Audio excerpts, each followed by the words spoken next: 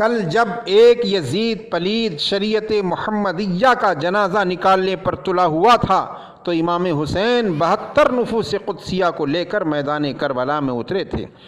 آج ہم سے اتنا بھی نہیں ہو سکتا کہ ہم اپنے ایمان کو بچا سکیں، عقیدے کو بچا سکیں، معاشرے کو سدھار سکیں، ہم اپنے آپ کو منظم کر سکیں، اللہ کی بارگاہ میں پیشانیوں کو جھکا سکیں۔ ہم سے اتنا بھی نہیں ہو سکتا کہ ہم سب مل کر ایک طاقت بن جائیں۔ متحد ہو تو بدل ڈالو زمانے کا نظام، منتشر ہو تو مرو شور مچاتے کیوں ہو۔ متحد ہوگے تو کہلاؤ گے مومن غازی، منتشر ہوگے تو قسطوں میں صفایا ہوگا۔ مسلمانوں سوچو، اپنے گریبان میں جھانکو کہ کیا آج کا مسلمان اپنا خاندان لٹانا گوارا کر سکتا ہے؟ بلاؤں اور مصیبتوں کے طوفان کو جھیلنا گوارا کر سکتا ہے؟ کیا آج کا مسلمان ان کلفتوں کا سامنا کر سکتا ہے جن کا اثر قیامت تک باقی رہے گا؟ کیا آج کا مسلمان اللہ رسول کی راہ میں گردن کٹا سکتا ہے؟ نہیں، ہرگز نہیں۔ گردن کٹانا تو درکنار، اللہ کی بارگاہ میں عبادت کے لیے گردن جھکانے کو تیار نہیں ہے۔ 5 وقت مؤذن چیخ چیخ کر پکارتا ہے، حی علی الصلاۃ، حی علی الفلاح، الصلاۃ خیر من النوم۔ آؤ نماز کی طرف، آؤ کامیابی کی طرف، نماز نیند سے بہتر ہے۔ مسلمانوں سوچو، ہمیں سر کٹانے کے لیے نہیں بلایا جاتا، بلکہ پکی مسجد میں چٹائی کے فرش پر بجلی کے پنکھے کے نیچے سجدے کے لیے بلایا جاتا ہے۔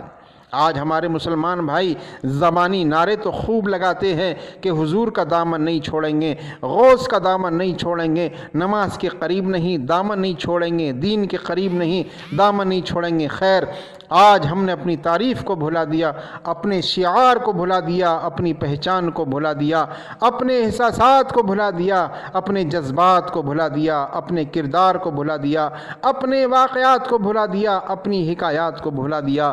مختصر یہ ہے کہ یزیدیوں نے اہل بیت کے اس روشن چراغ کو بجھا دیا جس سے دنیا اسلام میں روشنی تھی۔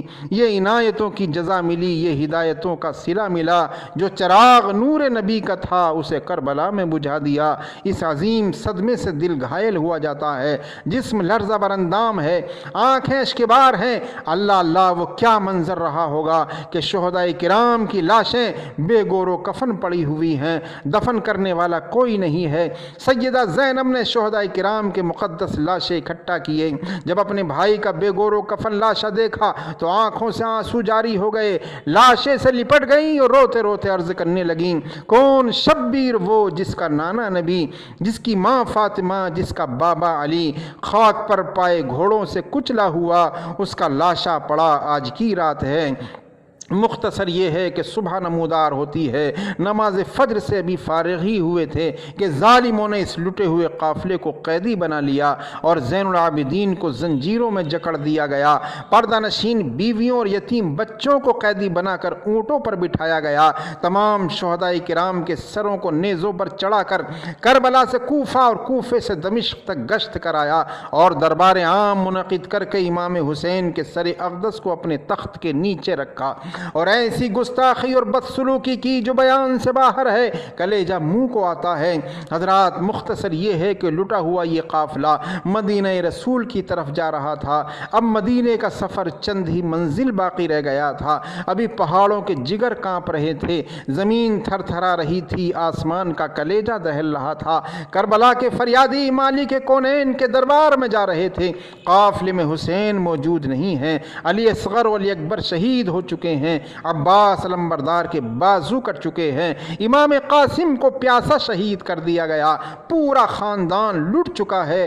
اب تو حسین کا بیمار عابد تھا، یتیم بچے تھے اور شہدائے کرام کی بیویاں ہیں۔ قافلہ چلتے چلتے جب مدینے کی حدود میں داخل ہوا تو فریادیوں کا حال بدلنے لگا، سینے کا درد بڑھنے لگا۔ جیسے جیسے کوہ رسول قریب آ رہا تھا، دل کی دھڑکنیں تیز ہو رہی تھیں۔ کچھ دیر کے بعد مدینے کی پہاڑیاں دکھائی دینے لگیں۔ جب مدینے کی آبادی نظر آئی تو صبر کے پیمانے چھلکنے لگے، یتیموں کی آہوں سے زمین تھر تھرانے لگی۔ قافلے کو دیکھتے ہی دیکھتے مدینے میں کوہرام برپا ہو گیا، ہر طرف آہ و فغاں کی صدائیں بلند ہو رہی تھیں، لوگ دہاڑے مار مار کر رو رہے تھے۔ پھر روضہ رسول پر حسین کا سلام پیش کرنے کے بعد عرض کیا، نانا جان، آپ کا سارا کنبہ لٹ چکا ہے، آپ کے نواسے حسین کو یزیدیوں نے شہید کر دیا، گیا، نانا جان آپ کی امت نے ہماری گود خالی کر دی، پورا خاندان اجڑ گیا ہے۔ صغرا پوچھتی ہیں پھوپھی زینب ہمارے بابا جان کہاں ہیں، اون و محمد کہاں ہیں، قاسم و عباس کہاں ہیں، علی اکبر کہاں ہیں، اے پھوپھی جان ننا منا علی اصغر کہاں ہے؟ اللہ اللہ، اے مسلمانوں، اے حسین کے جانثارو، مجھے بتاؤ کہ کون سا ایسا شخص ہے جس کا دل اس غم سے پاش پاش نہیں ہو گیا، کون سا ایسا سینہ ہے جو اہل بیت کی محبت کا مدینہ نہیں ہے؟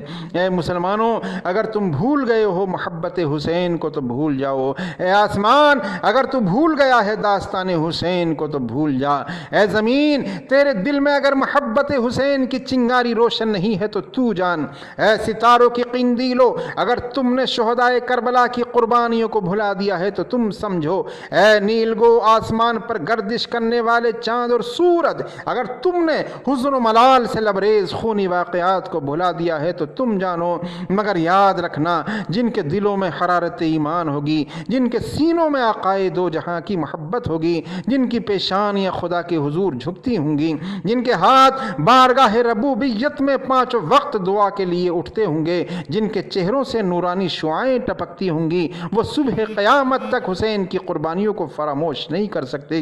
حضرات، دنیا کا کوئی بھی حادثہ ہو وہ کبھی نہ کبھی ختم ہو ہی جاتا ہے۔ آپ دیکھیں کہ کوئی غریبی کی حالت میں زندگی بسر کرتا ہے، کسی کی موت پر بازار بند کر دیے جاتے ہیں، کسی کی موت پر ہڑتالیں ہو جاتی ہیں، لیکن ان سب حوادثات کے لیے یوم اختتام ضروری ہے۔